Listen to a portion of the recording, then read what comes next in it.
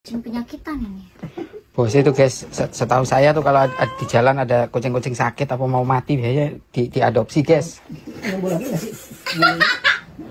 Ini salah satu barang bukti guys ini. Ya, tapi memang bener itu kucing ini pokoknya sedih banget ya waktu datang. Aku aja geli kayak, mas serius mas? Kalau kita ke dokternya. Tapi berapa bulan ya ini mas ya? Mas berapa bulan sampai kayak gitu putih tadinya mah tuh guys, kurap semua, botak semua, weh. Tuh guys. Tadinya parah banget. Kasihan ya. Kasihan ya kamu ya. Ya kasihan ya. Ini udah mending jauh lah ini mah, jauh mending. Ini bukan ini lagi. Ini tuh kulit. Ini udah bukan borok lagi. Kayak borok itu ya dulu ya teh. Tuh tadinya borok. Borok yang gimana sih borok? Iya. Merinding aku aja. Nah, kalau ada bos. Gitu kayak gitu masih rame lagi dibahas lagi menurut Dina sendiri gimana? Ya kadang-kadang jadi ya. Kadang-kadang tuh pertanyaannya kan kadang-kadang ada pertanyaan yang apa ya? Gimana?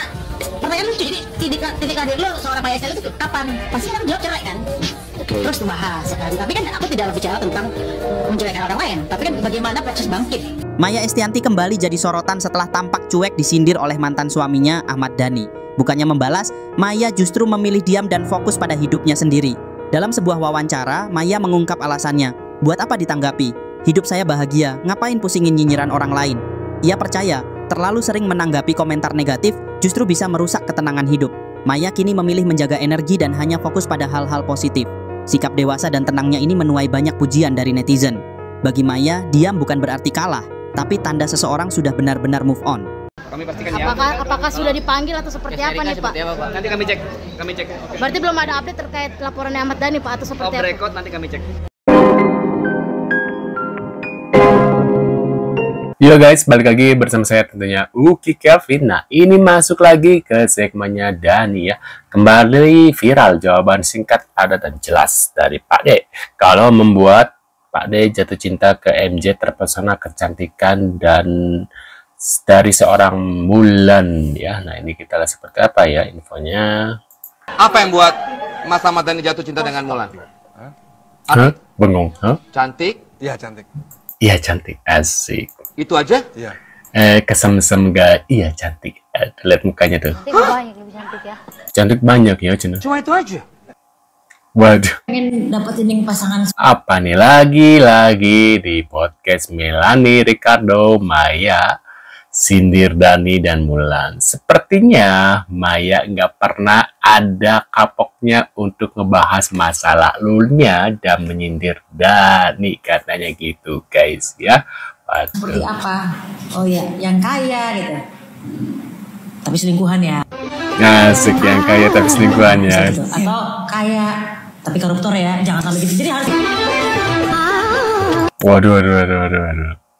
kaya tapi apanya nih, misalnya kaya tapi jujur, duitnya halal, dia setia, dia royal kepada aku ya kan, nggak royal kepada perempuan lain kan. Asik. Harus detail panjang.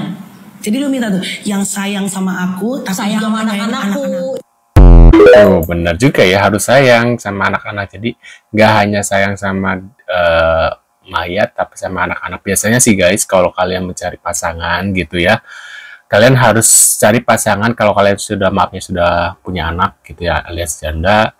Carilah seseorang yang benar-benar sayang sama anak kalian. Kenapa? Kalau orang sudah sayang sama anak kalian gitu ya, berarti ya sayang sama kalian juga gitu guys. Jadi buat kalian harus cari pasangan kalau yang sudah menikah, yang sudah pernah menikah dan punya anak, cari pasangan yang benar-benar sayang sama anak kalian.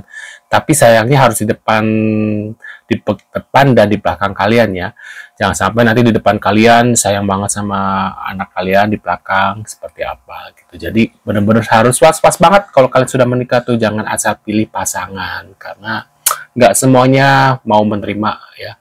Ketika udah punya anak, sudah pernah menikah gitu guys. Jadi berhati-hatilah buat kalian yang sudah pernah menikah, mencari pasangan baru ya, berhati-hati banget ya. Dan ini kita lihat seperti apa berita selanjutnya. Ketika Ahmad Dhani Dan ini ketika Dhani difitnah KDRT. difitnah KDRT. Menurut saya konten bahasannya itu unsur gibahnya kuat, unsur fitnahnya juga kuat. Ya itu kan aku lihat headline bold banget, fitnah dan hoax tuh iya, kan. Fitnah dan gibah. Iya, dan termasuk fitnah. ada satu clipper waktu Bunda tuh ngomong di tempatku mengenai masakan RT kan. Itu kan tulis hoax kan. Iya, bukan hoax, fitnah dong. Fitnah itu. Iya berarti dong. tidak ada itu. Tidak ada, karena kan aku di tayangan berikutnya kan aku tayangin yang Mulus ngomong itu. SP3. Oke. Nah, kan kalau orang udah tahu SP3 pasti paham gitu. Jadi Waduh. Ya kalau aku tuh nggak pernah muter-muter gitu, langsung Maaf, Dani setelah nikah baru main-main asik. kawin yuk gitu. Oh gitu. Tapi kesepakatan di awalnya masih harus siap dengan poligami dulu nggak? Enggak. Oh nggak harus. Nggak usah dikasih tahu dong. Nggak usah kasih tahu. Deketin cewek itu pasti niatnya nikah, nggak main-main gitu. Oh gitu. Tapi yang sebelum-sebelumnya diajak nikah tapi main-main juga nggak? Habis itu main-main. Waduh. Bercanda si Dani ya. Kaget ya. Makin seru nih ya. Memang MJ nggak mau kalah tambah jadi pamernya. Cina. Waduh. MJ nggak takut KPK sepertinya. Waduh. Makin menjadi nih MJ ya. Katanya baju mewah, cincin berlian, harga miliaran. Naya nanggapi dengan parodi lucu katanya guys. Waduh. Tapi ya ada pernah suatu saat anakku tuh mau deketin cewek. Ada yang nggak serak Bunda ya? Ada, karena ini aku nggak kenali cewek siapa, cuma temen-temen yang seumur aku bilang jangan sama cewek itu anak badal banget, itu anak udah begini udah sana sini kayak udah free sex banget gitu. Aduh. Nggak ngomong bukan satu orang gitu kan? Iya. Terus aku cuman, yang ini jangan deh, udah. Iya. Karena kalau aku orangnya tidak mudah percaya sama orang, tapi Iya. kalau yang ngomong 10 orang ya aku percaya dong. Gitu kan. Ini 10 orang dari dunia yang berbeda-beda gitu. Ini dari dunia berbeda. Wah ini valid nih, kayaknya nggak bener nih. Jangan. Kira-kira ada terserah anaknya aja deh, kamu mau gimana gitu? Apa emang? Terserah anaknya. Kamu boleh, tapi gitu. Terserah anaknya.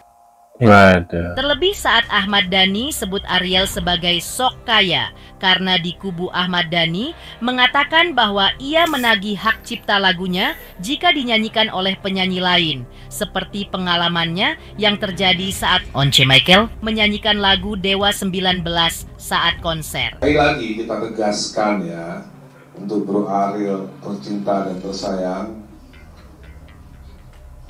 tidak perlu aturan untuk DDL karena sudah ada undang-undangnya di pasal 81. Udahlah, kalau memang tidak ada izin, jangan sekali-sekali berani. Aduh. Ya nggak usah sok kaya. Menurut saya, mereka yang bilang bahwa boleh silakan nyanyi lagu saya tanpa izin dulu, itu artinya menurut saya sok kaya. Bentar. Karena ada Bang Haji Roma Irama yang bilang seperti itu juga ya, maksudnya beliau boleh menyanyikan gitu ya, menyanyikan lagunya yang nggak bayar royalti ya. Dan sama juga Opik, kalau nggak salah ya, Opik juga beliau nggak mempermasalahkan lagunya dinyanyikan atau di cover sama orang lain gitu ya. Waduh guys, berarti apakah ini beliau menyindir Roma Irama atau Bang Opik? Menurut kalian gimana nih ya? Dan ini kita lagi. Sok kaya raya, padahal untuk lewatin saya kaya rayanya. Waduh. Karena sering dihina ya, Ci. Sebenarnya pada itu, bentar aku pause dulu. Sebenarnya pada itu ya, sengaja ngomong gitu kenapa guys? Biar digoreng sama netizen gitu ya. Jadi dia tetap hype. Zaman sekarang mah kalau nggak tengil gitu ya, nggak bikin kesel, itu nggak akan FYP gitu ya. Jadi ini adalah strategi marketing dari Pak D ya, supaya banyak wartawan yang mengejar-ngejar dia seperti biasa gitu ya. Dan ini ada menggelegar ya, Bunda Maya bikin merinding. Pak D dibilang diusir nggak bawa apa-apa, padahal merintisnya dari nol, yang menikmati temen duet. Asik. Nih gue buktiin nih, sekarang 2 berjajar nih. Asik. Bentar tadi ngomong apa sih? Karena sering dihina ya, Ci. Asik. Nih gue buktiin nih, sekarang 2 berjajar nih. Waduh, emang mantep banget ya Bunda Maya ya, dapetnya gila. Selain kaya gitu ya, yang kayaknya ya aku nggak tahu ya aslinya seperti apa, Pak Irwan Mursi ini kayak sayang banget sama Bunda gitu ya, dan udah gitu tajir, sayang gitu. Wah, itu paket komplit banget gitu ya menurut aku ya. Waduh, cewek mana sih yang nggak tertarik dengan ya dengan kehidupan maksudnya mendapatkan Pak Irwan ya. Waduh. Nah, ini kita lihat lagi ada apa. Udahlah. Kalau memang tidak ada izin, jangan sekali-sekali berani.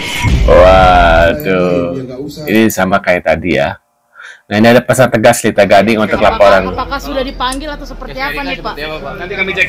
Okay. Berarti belum ada update terkait laporannya Ahmad Dhani Pak atau seperti apa? Record nanti kami cek. Waduh. Aduh, ini lirik matanya agak aneh nih kita.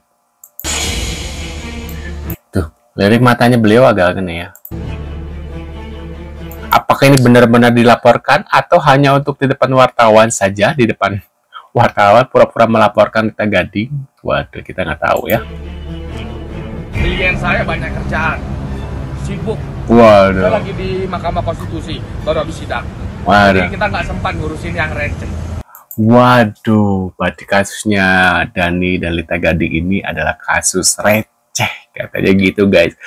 Menurut pendapat kalian gimana nih? Apakah kasus yang di Lita Gading dilaporkan Dhani itu hanya strategi marketing supaya meng-hype dia namanya? Waduh, wow, alam ya, aku bukan bermaksud mengusahuzon memfitnah Dhani, tapi wow alam sih. Tapi kenapa sampai saat ini belum dilakukan tindakannya? Menurut kalian gimana? Setelah melihat beberapa info, berikan reaksi kalian di kolom komentar. Dan sampai jumpa di video selanjutnya. See you guys.